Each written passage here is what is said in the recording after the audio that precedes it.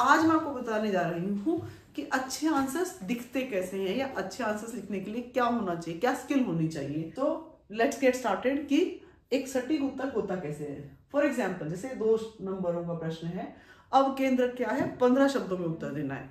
अवकेंद्र means hypocentre and it is related to earthquake. Recently India में बहुत सारे earthquakes आए, नेपाल में भी अर्थक्वेक आया, तो this question is more relevant.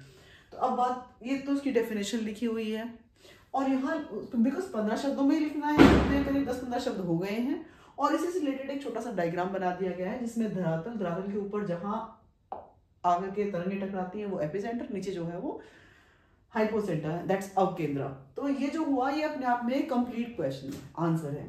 अगला देखते हैं, एक जो 2 अंकों का प्रश्न, 15 शब्द लिखने हैं। मुझे लगता है कि ये 2 की बजाय ये 5 नंबरों का भी यदि आ जाए तो भी इसी प्रकार का उत्तर होगा। ये पूछा गया है राज प्रशस्ति के बारे में बताइए।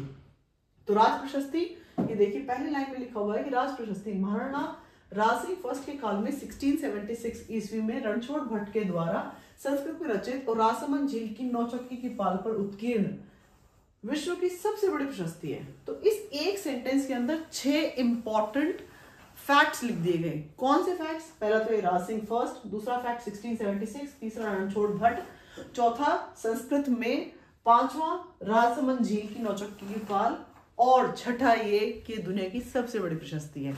तो जब आप इस प्रकार के content rich, fact rich answers लिखते हैं, इनफैक्ट एक ही लाइन में इतना सारा, तो एग्जामिनर को भी दिखता है कि the person is well read. आदमी को, यानी जो एस्पायरेंट है, इसने बहुत पढ़ा है और उसको पता है कि उत्तर लिखना कैसे है। हो सकता है कि जब आपको ये सेम उत्तर लिखने के लिए बोलूं, आपको ये फैक्ट पता तो हो, पर इनको एक साथ क्लब कैसे करना है, वो भाषा कहाँ से आएगी, वो आपको सिर्फ लिखने से ही आएगी, उसके अलावा कोई तरीका नहीं है। ये फैक्ट्स इन सबको पता है जिन्होंने प्रीलिम्स पास किया, I am very sure, it is very common. पर मैं चैलेंज दे रही हूँ आपको, आप लिख के कोशिश करना कि आप एक ऐसा इस प्रश्न को 15 शब्दों में, 50 शब्दों में लिख के देखना और फिर देखना कि क्या इसमें एक्स्ट्रा है और क्या आपसे छूट गया। तो आपको आइडिया लग जाएगा कि इसको मैं क्यों अच्छा आंसर बता रही हूँ। फिर आगे बात करते हैं, अगला एक क्वेश्चन ये है, ये लिखता है आर्टेमिस मिशन क्या है, इसके विभिन्न चरणों के बारे में बताइए। Why it is important? Because recently India इसका 27वां देश बन गया था इस मिशन का, और इसमें 27 देश हैं। We are the recent induct. फिर इसमें क्या है कि नासा से रिलेटेड है, स्पेस टेक्नोलॉजी हमारे इसका हिस्सा है, करंट अफेयर्स का मुद्दा है, इसलिए इस पर एक प्रश्न बनाया गया है। और साथ में देखिए इसके जो 3 प्रकार हैं उनके बारे में, इसे 3 चरण है उनके बारे में यहाँ इस डायग्राम के माध्यम से बताने की कोशिश की गई है, यानी बाइफरगेट किया गया है, आर्टेमिस 1, आर्टेमिस 2 एंड आर्टेमिस 3। और इसके चरणों के बारे में बताया गया कि कब शुरू हुआ, कब तक खत्म करना है, मानव मिशन है, ये फिर से मानव पे चंद्रमा को भेजने की योजना है, यानी इसका एक ब्रीफ इंट्रोडक्शन देने की कोशिश की गई है। 2029 तक चंद्रमा पर स्थायी कैंप बेस स्थापित किए जाने की इसमें लूनर गेटवे कहा जाएगा। अब बात करते हैं, अगला है स्तूप संरचना को समझाइए। स्तूप क्या है? स्तूप हमने मेजरली जो स्तूप पढ़े हैं वो पढ़े हैं बौद्ध उसमें धर्म के अंतर्गत। और स्तूप का नाम लेते हैं किसी व्यक्ति के कानों में जो बात घुसती है वो सांची का स्तूप याद आता है। तो आपको इसमें क्या लिखना था कि स्तूप का पहले तो डेफिनेशन, फिर उसके बाद में उसका थोड़ा सा डिस्क्रिप्शन और स्तूप के 3 एग्जाम्पल्स, स्तूप के 3 प्रकार, और फिर उसके बाद में देखिए एक छोटा सा डायग्राम दैट इज वो जो डिपिक्ट कर रहा है कि स्तूप के मेजर स्ट्रक्चर्स में होता क्या क्या है। तो ये कुछ ऐसा है, इसका एक कुछ तोरण द्वार है, ये हर्मिका बनी हुई है, अंडाकार उसका स्ट्रक्चर है, उस पर पटाखे छूट रहे हैं बिकॉज दिवाली का मौसम है। आगे बात करते हैं, आगे है एस्ट्रोसेट क्या है? भारत की पहली खगोल विज्ञान को समर्पित वेधशाला है।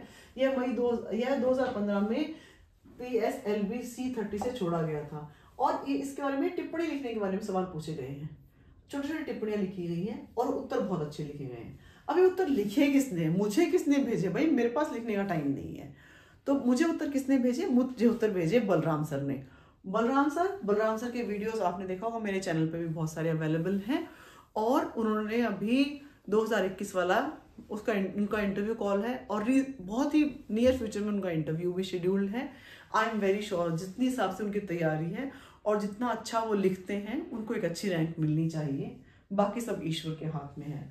अब बात करते हैं ये पृथ्वी की आंतरिक संरचना को बताइए स्पेस के आधार पे। तो इन्होंने छोटा सा डायग्राम बनाया और बहुत खूबसूरत लिखने की कोशिश की है। आपको उत्तर मिलेंगे कहाँ से, उसके लिए मैं समझा सकती हूँ कि what you can do is उन्होंने 4000 प्रश्न से अधिक प्रश्न खुद पहले बनाए, उनके आंसर्स लिखे विद अ टीम, और उन पे वीडियोस भी बनाए हैं। सो आई कैन शो यू, ऐसा एक कोर्स है, इसका एक वीडियो मैंने ऑनलाइन अपलोड किया हुआ है। इनफैक्ट उन्होंने मेरे चैनल पे आकर के बहुत सारे आंसर्स बनाने की कोशिश भी की है, बिकॉज मेरे पास टाइम नहीं है। तो जो भी मुझसे रिक्वेस्ट करता है कि I want to teach on your channel, please go ahead, come and do it. और सर नो डाउट बहुत अच्छा पढ़ाते भी हैं। तो मैं, ये उनका एक कोर्स है जिसमें RAS mains 4000 plus question bank है, उनमें आंसर राइटिंग की स्किल्स को कैसे इंप्रूव करते हैं उसके बारे में बताया गया है, और वीडियो सॉल्यूशंस अवेलेबल है। एक व्यक्ति आपको खुद सामने लिख करके बता रहा है कि ये प्रश्न है, इसकी ये एनालिसिस है और इसमें ये कंटेंट आना चाहिए। इस तरह सटीक कोई क्या बता पाएगा, मैं तो कभी नहीं बता सकती, इतना टाइम बिल्कुल मेरी नहीं है। मेरे पास इलेक्शन की ड्यूटीज हैं, पूरे जयपुर के सारे थानों का मेरे पास में मजिस्ट्रियल काम है, कोर्ट भी है, और जाने कितनी सारी जिम्मेदारियां हैं। कभी मिलेंगे तब बताऊंगी, यहाँ I can not discuss, but yes what I can tell you is कि अगर आपने इन प्रश्नों को भी, सिर्फ इन 4000 क्वेश्चंस को भी अपने हाथ से लिख लिया ना, तो आपकी राइटिंग प्रैक्टिस अमेजिंग हो जाएगी, रियली अमेजिंग हो जाएगी। ये वो टाइम नहीं बचा है अब वो टाइम नहीं है कि आप ना कोई नए सिरे से पढ़ना शुरू करो और उसके बारे में बात करो। No, write the test and of course right, follow the questions. बहुत अच्छे क्वेश्चंस हैं, बहुत अच्छा क्वेश्चन बैंक है, और बहुत मेहनत करके उत्तर लिखे गए हैं।